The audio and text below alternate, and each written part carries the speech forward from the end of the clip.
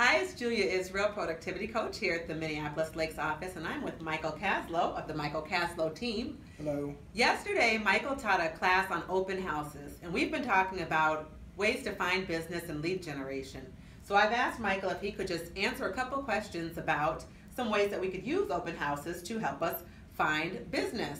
So in your class yesterday, you talked about a couple of different things that agents can do before, during, and after the open house to help generate some leads for them. Can you share a few of those tips with us? Sure, I'd be happy to.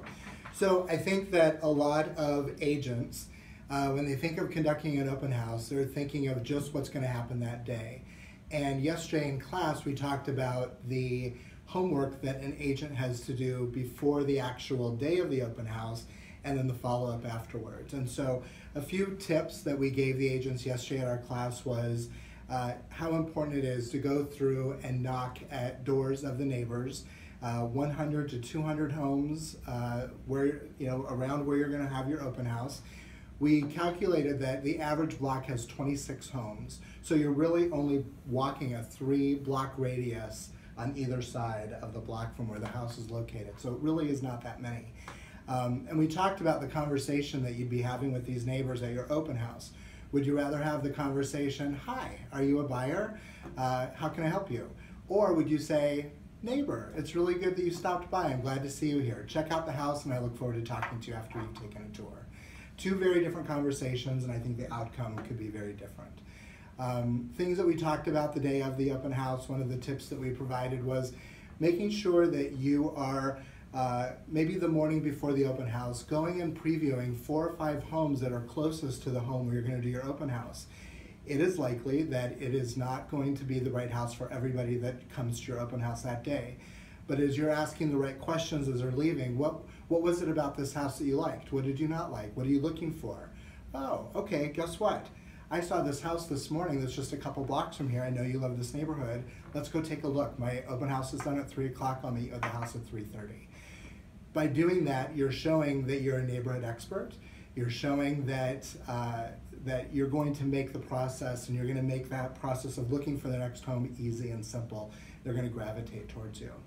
And then the follow-up after the open house. A really great tip is the day that you're putting your open house signs out on people's yards, go up to the front door, knock on it, give them your business card, and ask for permission for you to be able to put your sign in their yard.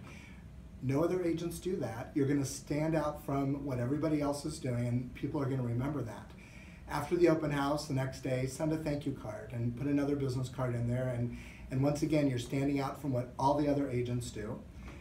These are just a few of the tips that we talked about yesterday, and I hope that this will be helpful for you. Absolutely. Last question is, some agents, especially newer agents, one of their lead generation tools is to find listings from other agents like yourself whose open house they can hold. But in this market, the way houses are selling, they're having trouble even finding open houses to hold. Sure. Do you have any suggestions for some new agents how they could get one?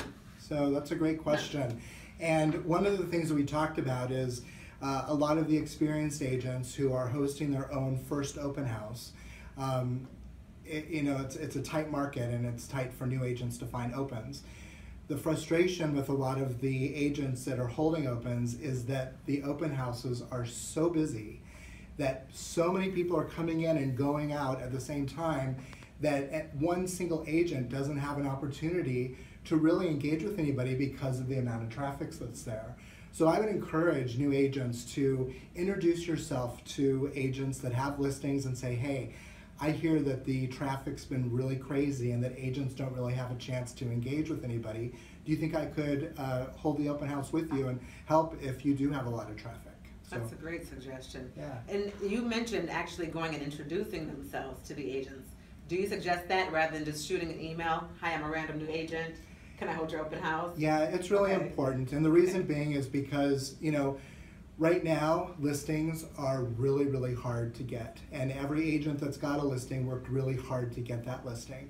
And so they want to make sure that the person that they're going to partner with or the person that's going to represent them at that listing is a good fit and will complement the work that they've already done to get this listing. Awesome. You guys heard it straight from the horse's mouth. Michael Kaslow knows what he's talking about. That's all for today. I'll check you guys out later.